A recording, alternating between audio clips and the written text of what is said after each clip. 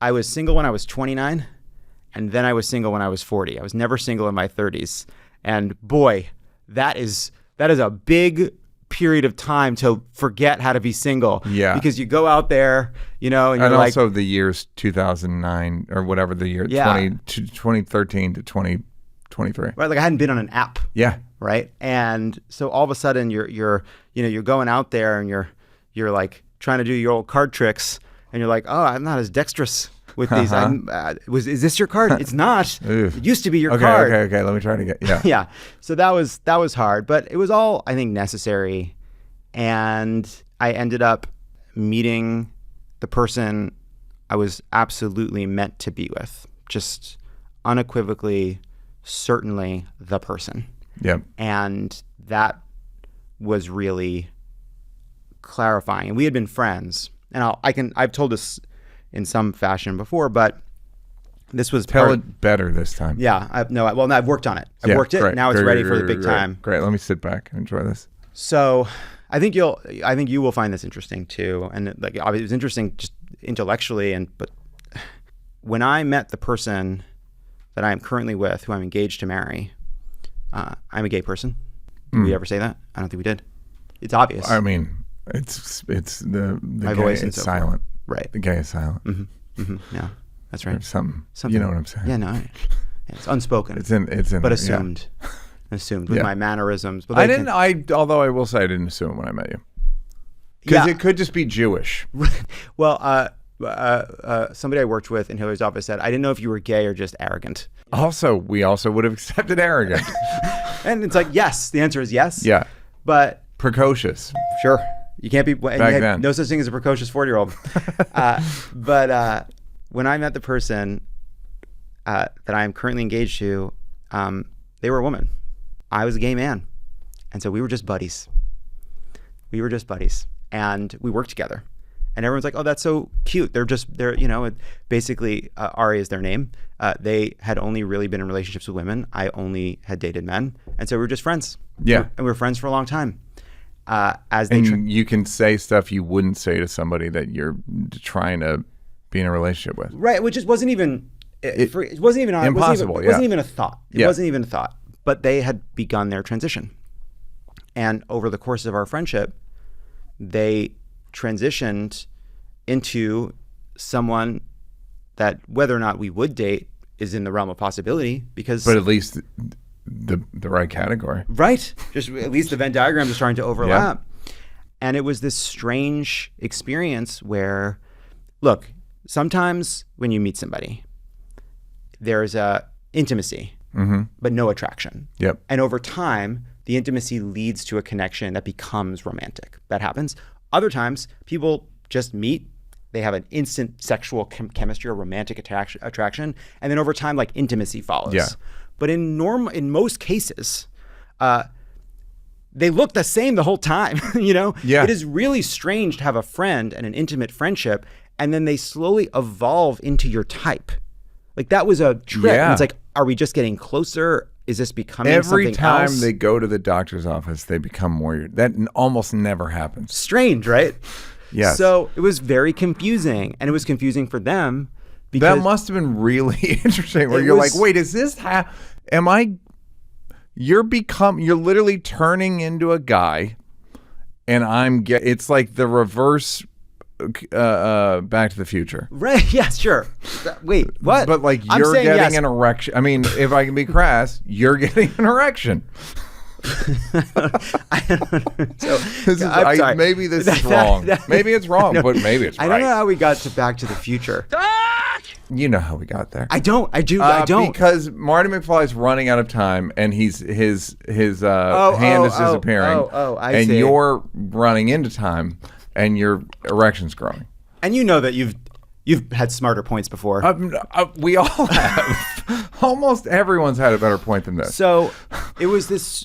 So that was very confusing, and especially because we worked together, it meant like the possibility of ever pursuing it. Like, the stakes were higher, right? Because you can't just like see what happens. You got to go like tell HR like, hey. It's my company. It's like you have to be. We took it really seriously. They worked at Crooked? Yeah, they still do. Still do. And so we didn't pursue it for a long time. We just really were friends. And there were like rumors, and we really weren't. We we're going to be friends because, whatever is going on here, like you've only dated women, I've only dated guys. Like we're just meant to be friends. And a year or 2 years later, it just for me, like the feeling hadn't changed, and for them, and for me, like the pursuing it felt so risky because we'd have to tell people we were going to pursue this. It's a lot of pressure, right? And because they had only really had relationships with women in the past, there was this fear that that we act on this because feels like there's an obstacle and it feels romantic and interesting. And then 3 months later, we've fucked up our friendship. Mm-hmm. Everybody at work is aware of this relationship. We have to figure out how to like be in the same room all the time. For what? So it's not worth it. There's a very good quote I've heard attributed to Warren Beatty, which is, you can sleep with your leading lady. The problem is you can't stop sleeping with her. Which is like, yeah, because the problems are not on the ascent. It's on the descent when it stops working, right. And they start being hostile to each other in work environments. And you can really care about each other, and you can go into something with eyes open and say, no matter what happens, and you can mean it and want to mean it, but life is life and life is hard and people are people. But after several years of not pursuing it, we both went our separate ways. Like I had other relationships. It just felt really powerful, and So you flirted with the idea and said, or you... We talked about it. We literally talked about it. We're like, no, we shouldn't do this. Like, let's just not open this. It feels unlikely. It feels like we're acting on that the obstacle has made it more interesting than it actually will be. Yeah. Like, let's stop not kidding ourselves. You're going to marry a woman. I'm going to marry a cisgender guy, and we're just going to be friends, and let's stop pretending otherwise. We're going to go old fashioned. Yeah, sure. I mean, relatively old. 70s. Yeah. We're going to Will and Grace it. We're not going to change. We're going to go back to the NBC classic. Yeah, must-see TV. It's all new must-see TV Thursday. Yeah, must-see TV. We're not streaming here. No, we're not streaming. Thursday night, 9 o'clock. So we go our separate ways, but the feeling was so strong, and so after I was now single again after another relationship ended that didn't work. If I'm being honest, in part because I think there was this unanswered question with Ari, which is their name, and we talked about it, and I said some version of, I've never really worried about this because our friendship and connection was so strong that I felt like if it could happen, it would, and if it couldn't, it wouldn't, and I'm okay with that. But if you think right now there's a chance it could work, even if just a chance, and you can say no, I think we should take that chance. And they said they felt like there was a chance that it could work, and so we tried, and it was instantly and obviously correct. And we have been inseparable ever since, and they're the love of my life, and I feel very fortunate about it. But I feel like I got this romantic, star-crossed love that made me a happier and better person. Full stop. Yeah, but the plate had broken prior to that? Yeah. I think that probably part of what made it possible is a lot of the ways I had approached previous relationships, which were about anxiety and being afraid of being alone and wanting to prove myself. What was your fear of being alone? Because I don't have much of one, and I'm wondering what it's like. Would you prefer, you like having people around? I'm from a big family, so I'm still excited when I get home and no one's there. I love a night of just being by myself, eating food on the couch, watching TV till of whatever I want. Sure. But for the most part, like, I love people. I love being around people. I get antsy and sad if I have too many nights alone in a row.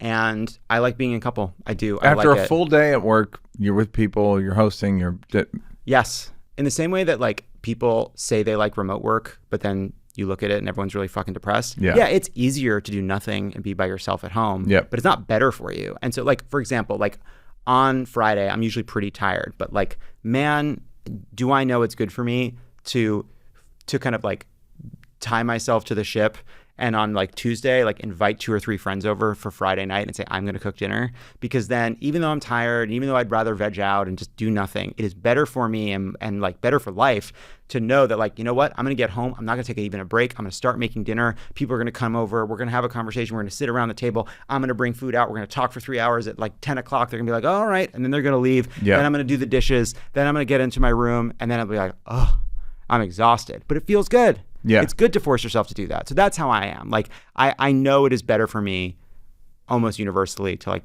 be with my friends, to be with people. And I like being in a couple. I do think that I was really insecure about how I looked. I was really insecure about dating. I never felt comfortable when I was growing up because I was gay, but I also never felt fully like part of gay world. Hey, you should like and subscribe.